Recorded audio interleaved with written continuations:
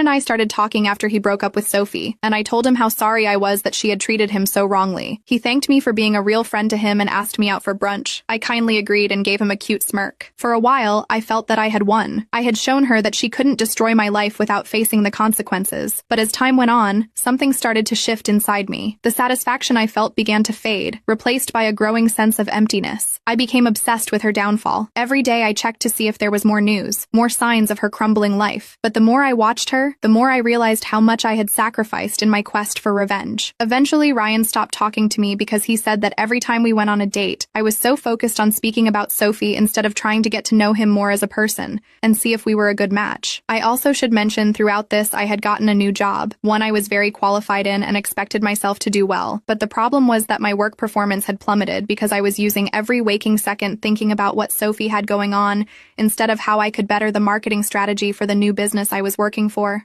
I was isolated, angry, and bitter, much like the person I had destroyed. I was watching a show in my living room to escape the harshness of reality, and saw my reflection looking back at me from the black screen. I had won the war, but at what cost? One day I saw Sophie. She was sitting alone at a coffee shop and staring at her phone. She looked tired and worn out. She didn't see me, and I didn't approach her, but something inside me twisted as I watched her. She looked so small, so fragile. She wasn't confident or half as vibrant a woman I had once called my best friend. She was a shell of herself, and for the first time, I didn't feel victorious. I felt empty. I had gotten my revenge. I had ruined her life. But in the process, I had ruined my own. Reflecting on everything, I realized how consuming revenge could be. It ate away at me and turned me into someone I didn't recognize. I used to think that taking her down would make me feel whole again, and that I would get my life back once she paid for what she'd done. But I was wrong. Revenge was a poison, and I realized that it doesn't just destroy your enemy, it destroys you too. I've lost her. I've lost myself, and I'm left wondering if it was all worth it.